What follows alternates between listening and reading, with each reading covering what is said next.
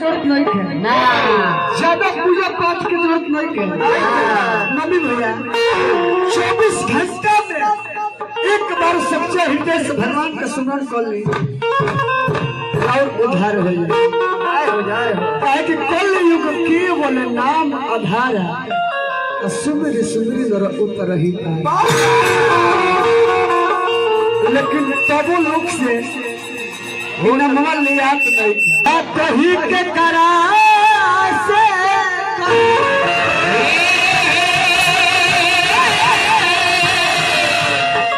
शब्द भरा खीस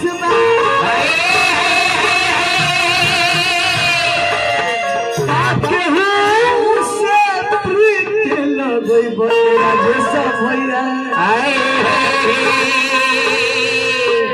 दुनिया 420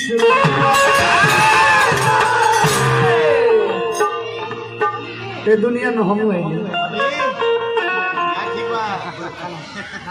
पुरस्कार दिल भैया बार बार कलगी करो मसले के कम ना करो कि तरह तो भरोसा कोई ना बुझाते नहीं थे कि अपन माँ की पराया बच्ची भाते नहीं थे अपने बोल के अब पीछे से छुरी मारता हमने का बुझाते नहीं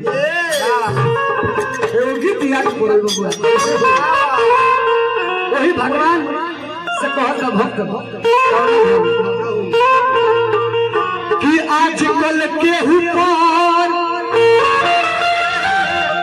आज कल के ऊपर आज कल के ऊपर न केहू के विश्वास हो केहू के विश्वास होता राजेश भैया तो राधा के सैया एक कन्हैया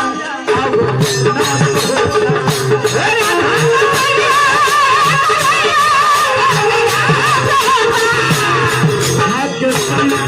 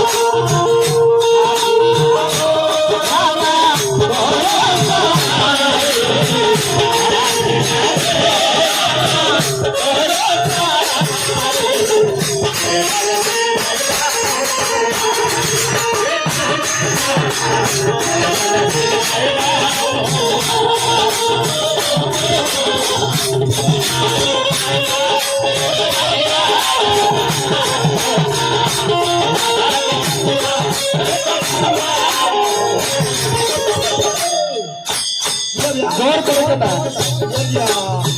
भैया क्या होता है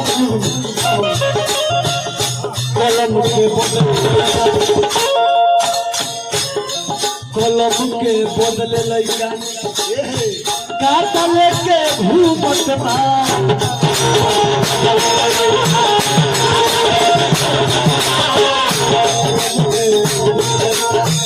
काटा लेके घूमत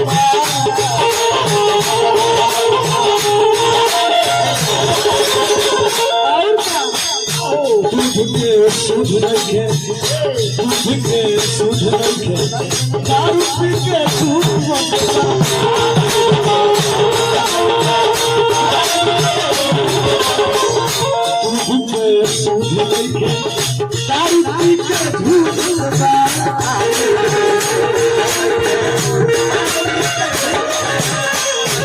देर सही बता महाराज जी भगवान राम मनुष्य बनकर इस धरती पर आए थे। वो भगवान बनकर नहीं आए थे, वो मनुष्य बनकर आए थे। लेकिन उनको भगवान बनाने का मेन रीजन क्या था? उनका आचरण, उनका व्यवहार, उनका संस्कार। लड़का राम हो जाइए, रौरो लड़का राम हो जाइए। जब रौआ अपना लड़का के बचपने से रामचरितमानस की कथा सुने, राम के जीवन के बारे में बताए, राम के आचरण संस्कार के बारे में बताए, तो रौरो लड़का राम हो जाइए। लेकिन हमने सही होता,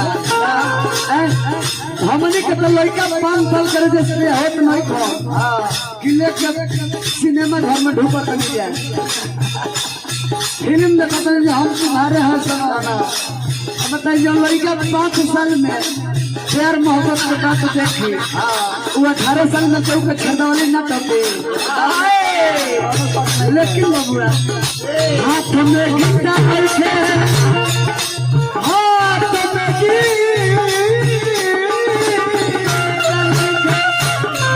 में गीता नहीं लगे उपन्यास होता, लगे उपन्यास। श्री कृष्ण भगवान गीता में कहते हैं कि हे अर्जुन, ये दुनिया माया है। जो तुम ये देख रहे हो, सोच रहे हो कि ये तुम्हारे चाचा, ये भैया, ये काका है, ये कोई तुम्हारी अपनी नहीं है ना। इस सबका समय आ गया है। ये पुराने कपड़े को छोड़कर नया कपड़ा धारण करना चाहते हैं। इनको मारने में तुम्हारा कोई दोष नहीं है। लेकिन उपन्यास पढ़े के चक्कर में लोग गीता के भुलाएंगे। गलती कहता नहीं चाचा ना कि हाथ में गीता नहीं खे, अरे लोग उपन्यास होता, अरे लोग उपन्यास राधा कृष्ण एक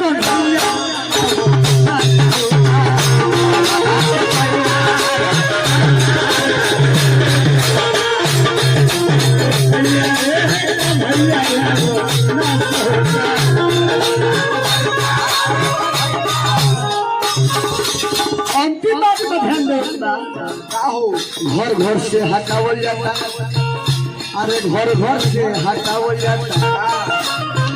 गाय भैंस पाछी के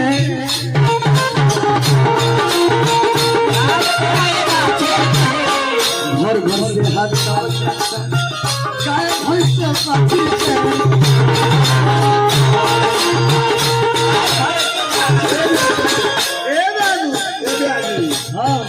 ये पैसा की होला के नाम बड़ी बड़ी चाचा पुरस्कार वाले बने बार बार कॉल लगी तरफ आशीर्वाद कामना करो। नारायण जी से प्रार्थना करो कि भैया पसंद सदा यहाँ का कृपा पसंद है। घर घर से हटावल जाता गाय भैंस बाछी कभी भैया सबक से राग भैया जाता तोर कुल के गाछी के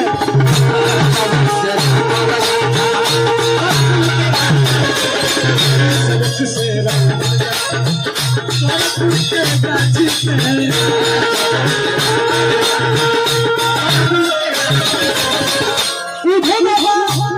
भगवान कन्हैया से कहने के कलयुग के लोग तरह के भगवान कही तार पूजा करे, लेकिन हई माखन चोरावत रहो, गोपी लोग के साड़ी चोरावत रहो। ये अगर कलयुग के लोग इ लक्षण तार अपना ली तो लोग रोजे मार खाए। कन्हैया उधो बाबा के सरल भाषा में जवाब देने के उधो हम माखन चोरावत हुटे गो राज कलयुग के लोग सोची कि वो माखन में का गुण रहे जौना के हम चोरा के खात रहे। एहू बहाने एगो गाय ले आइलो ओकर सेवा करिलो आ गाय के सेवा करिलो यानी हमारे सेवा करिलो। एहू बहाने उ लोग हमारे सेवा करिलो, एहू से लोग उद्धार हो जाए। लेकिन राजेश भैया हमने के गांव में जमींदार के कहता, हमने के गांव देहात बिहार में जमींदार के कहता 10 बीघा के मालिक जमींदार में कौन कहा भरे भरे उजर लुंगी पहन ले, उजर गमछा झाड़ ले, उजर कुर्ता पहन ले, दरवाने में पहुंच गए।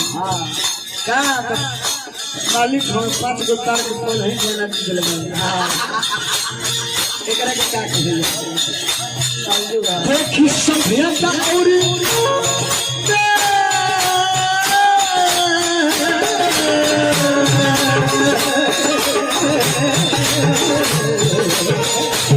देखी सभ्यता और संस्कृति के विकास होता संस्कृति के चलेगा राधा के सैया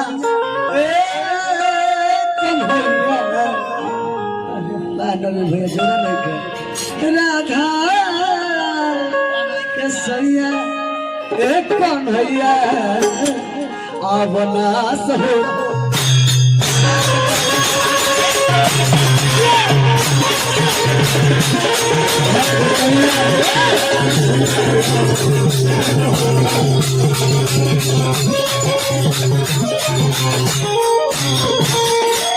चलिए आदेश बराम